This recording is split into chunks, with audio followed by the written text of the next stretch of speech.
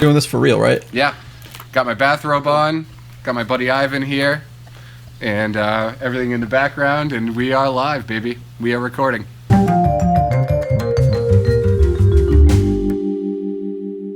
My name is Peter Bowler from the Boston Shred crew, and I've been playing Footbag for a pretty long time. I've lived in Boston my whole life. The first thing I want to say is that Kevin Hogan, another member of the Boston Shred crew, really was the brains and driving force behind the whole event. All of us work together. Ben Little is also in the Boston Shred crew, and he's busy with his family pretty often, but he lent a hand any way that he could as well. And, you know, we had a lot of other people supporting us as well in the community. I was really thought that Kevin came up with a great concept for the jam as well. Salem has a long history and tradition of witchcraft type culture, and that it's still, believe it or not, very present today. Just the name alone, the Salem double switch trials, which of course, Ivan, you know, is sort of a reference to a footbag trick, and probably everybody watching knows, and also a reference to the Salem witch trials. We wake up Saturday morning and our worst fears were confirmed, which is that it was raining quite a bit and showing no signs whatsoever of slowing. Not only that, but there were still people that were arriving on Saturday morning. Some of them went directly to the original location to play Footbag, and the problem with the original location was it was 150% unprotected, right by the beach, by the ocean, and was they were out with nowhere to go. There wasn't even a building to go inside. Tom Kotsekos called me and said, hey, we're out here. Where are we playing Footbag? And then I get to the event site where they are, and there's about 15 footbaggers huddled underneath this tree that has barely any leaves on it. The rain is coming at them sideways anyway, so it's not doing anything. And they're all completely soaked. People are in their lavers. I think somebody was even trying to play Footbag. So now I'm like, they had just shown up. I felt terrible.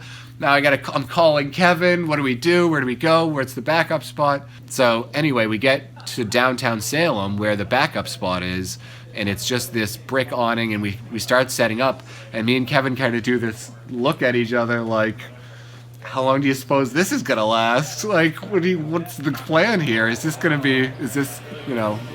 fly? If you've ever tried to play Footbag at a spot like that, right out in front of their door, off to the left a little bit, with all these gigantic windows for them to look out, you know there's no way they're gonna let that happen. They've got security guards, and there's insurance on the building, and they are not going to have it. Not going to give you the time of day.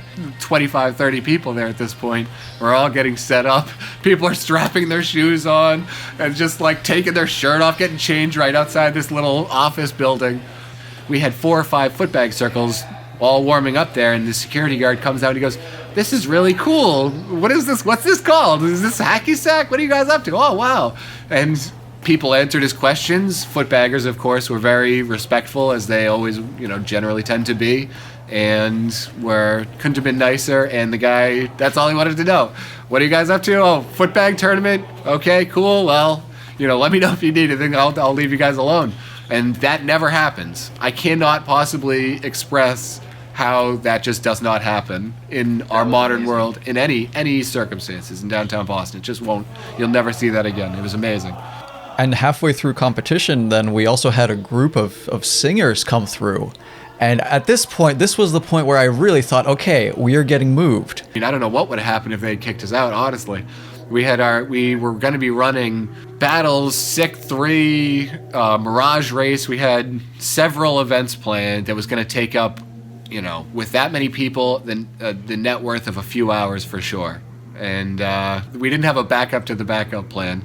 And yeah, I can't believe that the chorus came through, and it was the most dramatic Footbag I've ever seen. It was a live chorus. Like, I've seen live music for Footbag once or twice ever. This was like otherworldly. They're hoo hoo hoo hoo hoo, but there's like 20 of them, and they could actually sing, and it was like Battlestar Galactica of the ages. It was insane. It was great.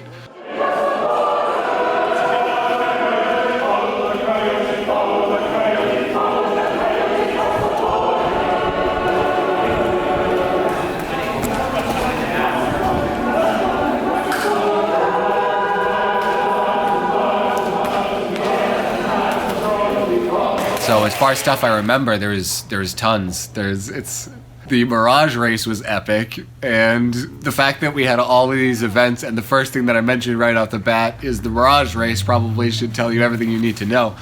I think we had 16 or more people competing in the Mirage Race, which is completely unheard of. And the percentage rate of people that came to the event to participate in the Mirage Race was very unusually high. People were stretching more before the Mirage Race than they were stretching before battles and their warm-up. They're all getting ready to go. People are putting headbands on. I'm hearing Eye of the Tiger going in the background while Anton's pumping his fists to get the blood flow going, bumping elbows with each other and jostling for position like they were racehorses out there. It was crazy. People were getting knocked down, shoes were flying off. It was amazing. Battles was insane, and people were throwing down. All the underdog people were performing well. A lot of people played above their usual, and it was close everywhere. Dominic came through, of course, in the end, and that was, no surprise. I remember Kemmer played well. I played okay. Kevin was, I think, probably in the top 2 or 4. I think he lost to Dominic. It was really epic.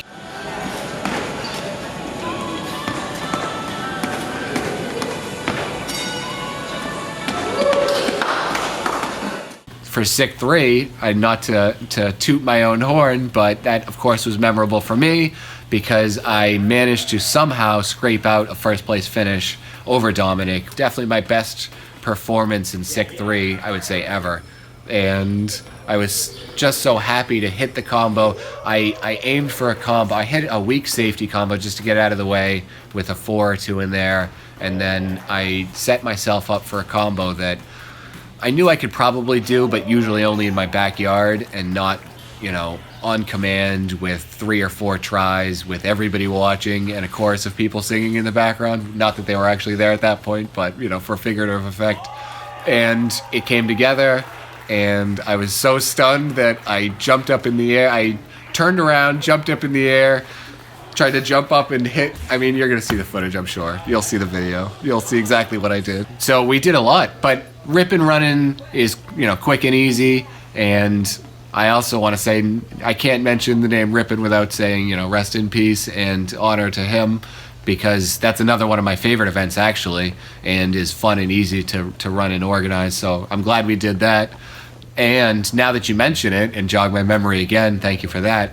I remember just about everybody participated in that, and it was crazy looking around and seeing that many people all going. I think we did everybody at once, which usually I think with that many people you might want to split it up half and half, do something else, or do pools or whatever. Instead, we just did everybody at once, and looking around, everybody's bopping, everybody's osising, it was the craziest thing, especially with the background. There was just something dramatic about the weather, and the wind was not, whipping, but it just was one of those sort of stormy days, and there was a little bit of thunder in the background here and there every once in a while. It just had that dramatic feel to it, and looking around, just seeing everybody going, and the rip and run lasted a while.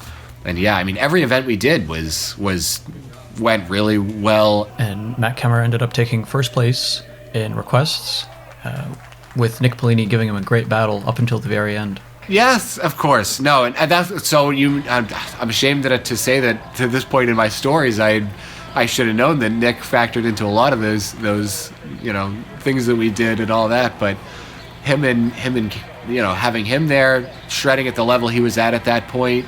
He had just been bapped the year before. Dominic had just been bapped weeks earlier. And, yeah, him and, surprisingly, wound up, as you said, with him and Kemmer. Yeah, I think you had Dominic come through. He had just recently been bapped. Dominic had been putting videos out online. He went to Worlds and dominated. I think Kevin had the idea even before Worlds, well before Worlds, because Salem Double Switch Trials was only shortly after Worlds. So he was talking to him months in advance, and Dominic, as most people know, is a really friendly, engaging, gregarious, smart guy. And so, Kevin and they had sort of struck up a bit of a friendship, and he sort of approached him early enough about it where it was a possibility. I think it's just another one of those things where all the planets aligned. It was a great idea to have in the first place, and then you just needed a little bit of luck for things to work out. The biggest thing is I think we just got lucky. There's a lot to do with, At the end, I said, I looked around, I said, this is amazing. I can't believe it. 30 odd people here from every corner of the U.S. and the globe. Nice. So now, do you have any, I guess it's a strange question to ask 2 years in the future, but from when the original event happened, but do you have any plans for another Salem double switch trials? That's a good question. The answer is really easy. So Kevin and I, we like to sort of alternate who takes the lead on the event too, because it is a lot of work, and we both have our own visions for it too, and we both really like working together, and we are absolutely planning on hosting more events in the future. We've been talking about it already.